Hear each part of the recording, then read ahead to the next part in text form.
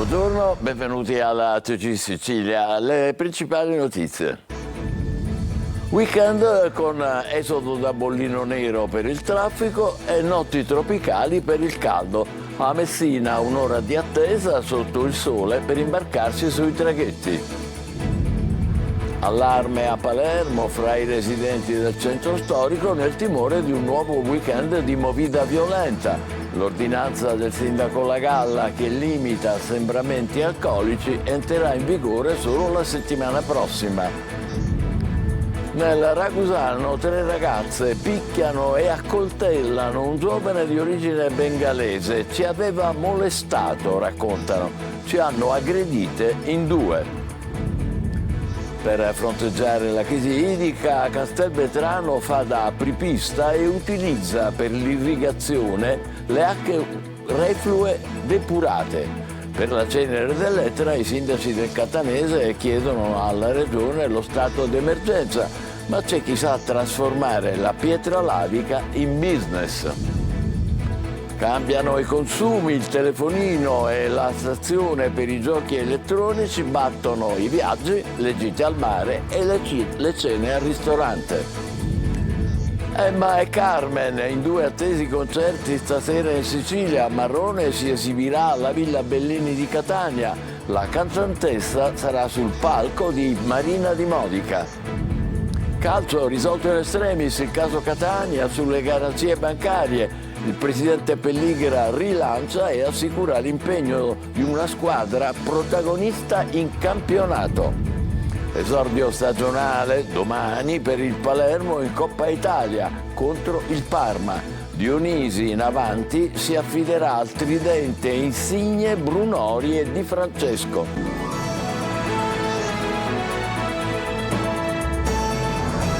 Bentrovati. A Messina un'ora di attesa sotto il sole all'imbarco dei traghetti diretti dalla Sicilia in Calabria. In questo weekend a bollino nero per il traffico, ma anche per il caldo, con temperature intorno ai 40 gradi di giorno e notti tropicali. Francesco Triolo. Il serpentone d'ingresso degli imbarcaderi privati a Messina già pieno intorno alle 11:30, un'ora di attesa per le auto che devono imbarcarsi alla volta del continente della Calabria, con la Caronte Tourist che hanno messo in acqua tutta la flotta disponibile, 7 navi per cercare di smaltire prima possibile il flusso in arrivo. Tante auto anche stanno sbarcando dalle navi che arrivano dalla Calabria, vengono poi smistate sui vari svincoli autostradali di Giostra e di Boccetta per cercare di smaltire prima possibile il traffico in città. È un weekend da bollino nero per il traffico delle vacanze. La settimana di Ferragosto vede 13 milioni di italiani in viaggio, con una spesa complessiva prevista intorno ai 7 miliardi di euro per quella che nel 58% dei casi è la vacanza principale. Numeri sostanzialmente stabili rispetto allo stesso periodo del 2023 nella fotografia scattata dall'Osservatorio Turismo di Confcommercio. L'82% farà le vacanze in Italia, di questi il 5% dichiara di rimanere in località vicino a casa. Il 18% degli italiani andrà all'estero, in lieve calo rispetto allo stesso periodo dell'anno scorso, quando era il 22%. E la Sicilia è sempre nella top 5 delle mete per le vacanze. Sicilia che deve fare i conti con temperature altissime. Questo è considerato il weekend più caldo dell'anno secondo gli esperti. Bollino rosso a Palermo, arancione a Messina e Catania, con temperature sui 40 gradi di giorno, ma alte anche al calar del sole, con la colonia di mercurio che non scenderà sotto i 30 gradi in alcune città, le cosiddette notti tropicali. Intanto a Palermo c'è allarme fra i residenti del centro storico nel timore di un nuovo weekend di movida violenta. 2 aggressioni sono già avvenute nella notte fra giovedì e venerdì e l'ordinanza che ha emesso il sindaco La Galla, che limita assembramenti alcolici, entrerà in vigore soltanto la settimana prossima. Manlio Viola. Due aggressioni nella notte fra il mercato e il quartiere della Vucciria di Palermo, diventati ormai zona di movida. La prima si è consumata attorno all'1 di notte, la seconda poco prima delle 5 del mattino. Le vittime del pestaggio sono un tunisino nel primo caso, un marocchino nel secondo. Comincia così, con presupposti infausti, il weekend che porterà al Ferragosto. Residenti dei quartieri della movida palermitana sono sul piede di guerra, da mesi chiedono interventi. La situazione migliora quando le forze dell'ordine sono presenti in presidio, ma precipita di nuovo appena si allontanano. Una situazione che definiscono insostenibile per chi abita i quartieri del centro di Palermo e anche per molti esercenti. A fronte delle proteste c'è un regolamento per la movida approvato un paio di mesi fa, ma difficile da far rispettare. In vista del Ferragosto, il sindaco Roberto Lagalla ha emanato una nuova ordinanza: dal 13 al 16 vietati i falò in spiaggia e nelle oasi naturalistiche. L'ordinanza prevede il divieto di assembramenti, allestimenti di picnic, accensione di fuochi e attendamenti all'interno del Parco della Favorita e dell'intera area della riserva orientata di Monte Pellegrino, nonché il divieto di manifestazioni pubbliche o eventi aggregativi sulle spiagge. Limitazioni anche per gli alcolici: vietata la vendita e il consumo dalle 19 del 14 agosto alle 7 del 15. È vietato inoltre per le bevande non alcoliche la somministrazione e la vendita per asporto in bottiglie di vetro, un divieto che vale anche per i distributori automatici. Ragusa adesso lo immobilizzano e lo feriscono al petto. 3 ragazze si vendicano delle molestie subite da un bengalese spalleggiato da un complice. Veronica Barbarino. Lo immobilizzano e lo feriscono al petto, una vera e propria spedizione punitiva di 3 ragazze ventenni ragusane nei confronti di un 23enne di origine bengalese. Succede in centro storica a Ragusa. Qualche sera prima l'uomo con un altro connazionale le avrebbe molestate sessualmente, fatto poi denunciato alle forze dell'ordine cittadine. Le indagini preliminari indicano che le 3 ragazze lo avrebbero in primis aggredito con calci e pugni, poi, dopo averlo immobilizzato, una di loro lo avrebbe ferito al petto con un'arma da taglio, causando lesioni lievi. Il 23enne è stato trasportato all'ospedale Giovanni Paolo II, dove gli è stata diagnosticata una ferita da taglio al torace con una prognosi di 18 giorni. Le indagini condotte dai carabinieri di Ragusa hanno incluso l'analisi dei filmati delle telecamere di videosorveglianza e la raccolta di testimonianze, portando a elementi sufficienti per denunciare le 3 ragazze per lesioni aggravate in concorso. Restiamo nel Messinese. A Barcellona Pozzo di Cotto un uomo è stato arrestato con l'accusa di aver ferito con un coltello la compagna. I carabinieri hanno arrestato l'aggressore che aveva tentato di fuggire. La vittima, trasportata all'ospedale di Milazzo, ha ferite, grazie al cielo, non gravi. C'è stata una rissa che è finita a colpi d'arma da fuoco, una rissa tra famiglie nelle campagne di Paternò, nel Catanese. Ci sono 2 feriti, un uomo e una donna, centrati dal lancio di oggetti. I colpi di pistola, per fortuna, hanno raggiunto soltanto delle auto. Andiamo avanti con altre notizie, passiamo alle nostre emergenze. Crisi idrica, a Castelvetrano si utilizzano le acque reflue depurate per irrigare i campi. È un modello replicabile, secondo il commissario per l'emergenza Cartabellotta. Intanto i ricercatori trovano 17 miliardi di metri cubi d'acqua in Sicilia, ma sono nel sottosuolo. Orazio Longo. Da un lato i depuratori e il modello Castelvetrano nel Trapanese, che utilizza le acque reflue depurate per irrigare i campi con lo scopo di recuperare 7 milioni di metri cubi di acqua. Dall'altro la ricerca della materia prima, l'acqua, attraverso sofisticati mezzi tecnologici. Per superare la crisi idrica, male nero di una Sicilia martoriata nell'estate più afosa degli ultimi 20 anni, ricordandoci però che la colpa non è del sole, ma della cattiva gestione degli impianti d'estate e d'inverno, entra in campo anche la scienza. È il progetto presentato dai ricercatori dell'Università di Malta, di Roma 3 e dell'Istituto Nazionale di Geofisica e Vulcanologia. La scoperta viene definita già epocale: la presenza di risorse idriche sotto i Monti Iblei, tra i 700 e i 2500 metri di profondità. 17 miliardi di metri cubi di acqua, dolce e salata, ma meno del mare, custoditi lì da 6 milioni di anni. Per il professor Lorenzo Lipparini si tratta di un'importante fonte potenziale di acqua non convenzionale. funzionale, ma attenzione alle facili esultanze, perché, avverte il professore, prima cosa bisognerà studiarla quest'acqua, capire se le caratteristiche fisico-chimiche sono utili, avviare uno studio di fattibilità e solo poi decidere per l'estrazione. Ci potrebbero volere 2 anni o anche tanti di più in un paese che di burocrazia e a volte di incompetenza e di clientelismo può pure morire. E allora per adesso rimaniamo coi piedi per terra col modello castelvetrano che il commissario per l'emergenza idrica in agricoltura, Cartabellotta, dice che se funziona potrà essere replicabile anche altrove, come a Mazzarino per esempio nel Nisseno, e poi guardiamo anche ai dissalatori, in attesa che la scienza studiata diventi realtà concreta. L'altra crisi, l'emergenza cenere, che mette in ginocchio i comuni. Infatti i sindaci della città metropolitana di Catania avanzano la richiesta dello stato d'emergenza alla regione. Ma poi c'è chi lavora per fare diventare la pietra lavica una risorsa. Luca Ciliberti. Tutto ciò che contiene la parola Etna in Sicilia porta economia e ricchezza. Lo sanno bene anche i venditori di souvenir che hanno esportato nel mondo gli oggetti di pietra lavica. I turisti comprano di tutto, gli piace di tutto, però ci sono quelli che sono appassionati dell'Etna, che gli piacciono i vulcani, il vulcano Etna, i posaceneri, cioè sono amanti di queste cose. Ma quando la lava diventa pioggia di cenere, ecco che arrivano i problemi. I sindaci dei comuni della città metropolitana di Catania, dopo gli ultimi eventi parossistici dell'Etna, hanno avanzato alla regione la richiesta di dichiarazione dello stato di calamità naturale ai fini della dichiarazione dello stato d'emergenza. Servono risorse economiche e mezzi. Solo per la pulizia delle strade del territorio metropolitano dalla cenere degli ultimi fenomeni è stato quantificato che serviranno circa 15 milioni di euro, tenendo conto che gli eventi potrebbero ripetersi, aggravando ulteriormente la situazione. La situazione è diventata insostenibile perché pulire il territorio con le proprie forze, con le forze dei propri bilanci è impossibile.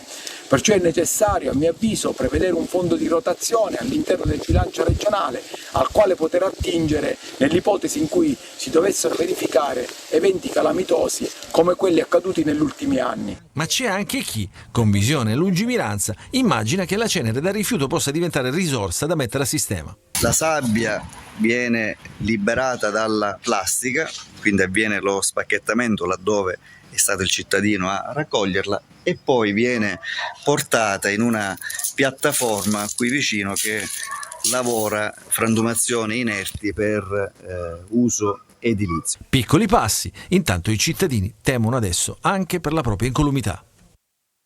Si muove la Procura di Palermo per la drammatica vicenda del piccolo Christian, morto dopo un intervento al cuore al civico di Palermo. I pubblici ministeri nomineranno un perito e non è neanche esclusa la riesumazione della salma del bambino. Desiree Ferlito. Arriva la Procura di Palermo che ha disposto l'acquisizione delle cartelle cliniche la drammatica vicenda di Christian Trapani, morto a 7 anni dopo un intervento al cuore nella cardiochirurgia pediatrica dell'ospedale civico. Dopo la lettera denuncia dei genitori inviata a Repubblica, ieri la mamma del piccolo ha presentato un esposto al comando provinciale dei Carabinieri. Qualcuno dovrà spiegarci come un bambino di 7 anni entra in ospedale in buone condizioni per un intervento e dopo 5 mesi di indicibili sofferenze muore. È solo uno dei passaggi della drammatica lettera dei genitori di Christian. L'iniziativa della magistratura arriva a 4 mesi dalla morte del bambino. Personale medico e infermieri disattenti, poco professionali, poco interessati ai pazienti e inesperti, hanno scritto i genitori. Tutte circostanze ribadite nell'esposto presentato nel giorno in cui la Regione ha convocato una conferenza stampa per comunicare i risultati dell'indagine interna disposta dal civico. 10 pagine che contengono una versione diametralmente opposta a quella della famiglia. È una reazione a un dolore che non trova tregua, ipotizza l'assessore a volo, escludendo del tutto la responsabilità di medici e infermieri. A difendere l'operato dei sanitari della cardiochirurgia pediatrica è intervenuto ieri Toti Amato, presidente dell'Ordine dei Medici di Palermo. Da una nostra indagine interna risulta che il personale ha seguito con la massima attenzione e professionalità ogni fase del trattamento di Christian. I PM nomineranno un perito per chiarire tutti i punti, non è esclusa la riesumazione della salma del piccolo Christian. Cambiano radicalmente i nostri consumi, anche quelli dei siciliani naturalmente, eppure d'estate l'oggetto del desiderio è tecnologico. Si va dal telefonino alla stazione per i giochi. Resistono, ma sono in calo le spese per i viaggi, la gita al mare, i ristoranti. Maglio viola. Meno vacanze e più brevi, meno cibo sulle tavole, ma anche nei ristoranti e nelle pizzerie, e molta più tecnologia. I consumi degli italiani cambiano radicalmente e anche quelli dei siciliani seguono l'andamento nazionale fino a stabilire che per il 78% l'oggetto del desiderio è lo smartphone e non più l'auto o la motocicletta, e la complessa stazione casalinga per i giochi online, sfidando gli amici a distanza al posto della vacanza al mare. I dati sono dell'osservatorio di Confcommercio, che ha messo a paragone i consumi degli ultimi 30 anni. Sembra dimenticata la frenata delle famiglie nel post-Covid, durato fino a buona parte del 2023. I consumi sono ripresi, ma riguardano soprattutto i beni voluttuari.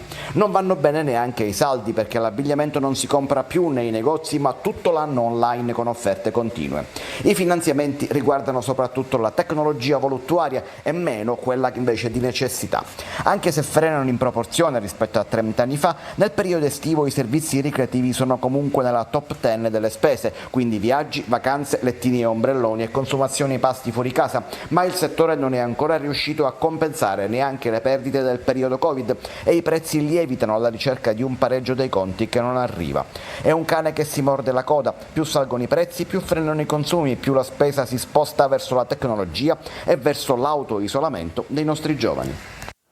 A Selinunte, nel parco archeologico, turisti e visitatori incantati dallo spettacolo dell'alba, un percorso sensoriale tra arte, storia, musica. Davide Sardo.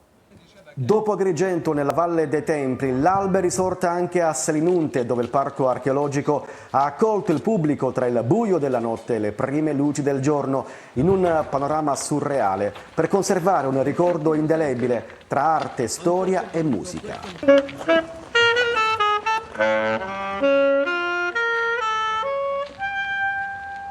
La narrazione storica si è intrecciata con esibizioni musicali, con 3 voci e un repertorio variegato, dalle melodie sacre alla musica tradizionale e moderna. La voce di Marina Bruno insieme agli strumentisti Enzo Pietropaoli e Daniele Sepe, con la partecipazione di Flavio Boltro, hanno creato un'atmosfera avvolgente e coinvolgente.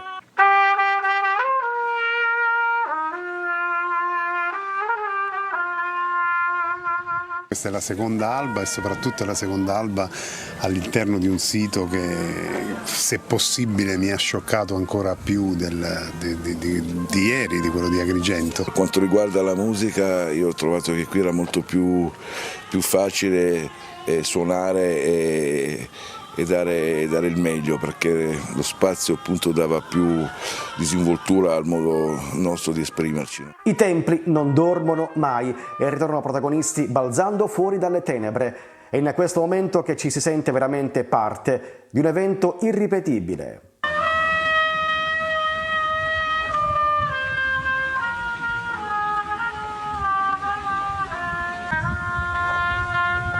Esperienza unica, una possibilità di ammirare la storia da vicino, di toccarla, di sentirla, di viverla in maniera profonda, e poi queste luci dell'alba che ci hanno mano a mano avvolto, una cosa meravigliosa. Avere assistito allo spettacolo dell'alba nella suggestiva cornice dei parchi archeologici della Valle dei Templi di Selinunte si è trasformato in un'esperienza straordinaria, un vero e proprio connubio tra la magia di un momento unico della giornata e la grandiosità di un luogo intriso di storia millenaria.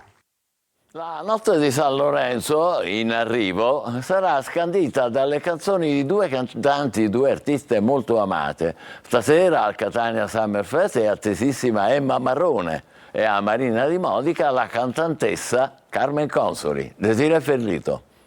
Carmen ed Emma, stelle tra le stelle, brilleranno in Sicilia la notte di San Lorenzo.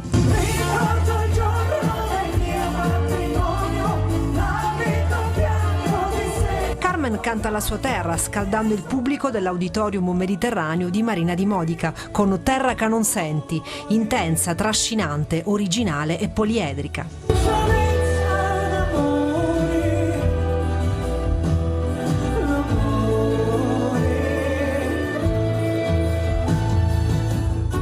Di Modica è a Catania stasera, noi adesso facciamo la nostra pausa, tra poco il calcio, risolto il caso Catania, Pelligra rilancia e il Palermo domani esordisce in Coppa Italia. State con noi, vi aspettiamo.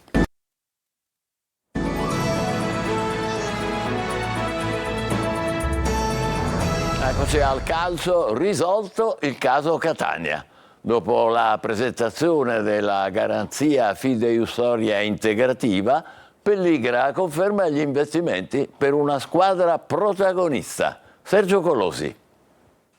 Nessun passo indietro, nessun ridimensionamento. Il Catania di Pelligra rilancia il progetto e a comunicarlo è lo stesso presidente. Ci tengo a fare chiarezza e rassicurarvi, si legge nella nota. Il gruppo Pelligra si è attivato e ha preparato tutta la documentazione necessaria a garantire la fideiussione già settimane fa, inviandola a tutti gli enti preposti. Il ritardo è stato causato unicamente da lentezze burocratiche nel trasferimento fra banche. Ho lavorato in prima persona insieme ai migliori professionisti del gruppo Pelligra e della società Catania Football Club per risolvere questa problematica. Voglio anche ribadire che le risorse sono disponibili e che il nostro interesse ad investire nel Catania per rafforzare la squadra e raggiungere gli obiettivi che ci siamo posti è immutato, così come i piani per il futuro e l'entusiasmo. Quella tra Pelligra e il Catania è una storia d'amore di lungo periodo. Il presidente in un momento cruciale si rivolge ai tifosi che con la vostra passione rappresentate il cuore pulsante del Catania.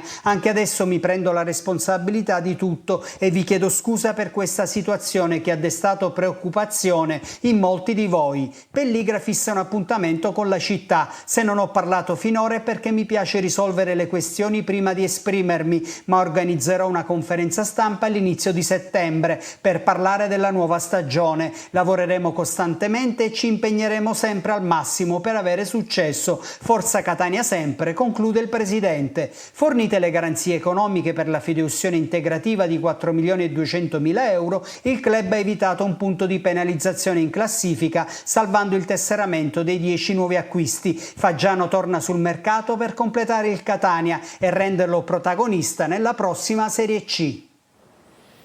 Intanto domani esordio stagionale per il Palermo nei 32esimi di Coppa Italia al Tardini contro il Parma. Dionisi in avanti si affiderà al tridente Insigne, Brunori e Di Francesco. Marco Gullà.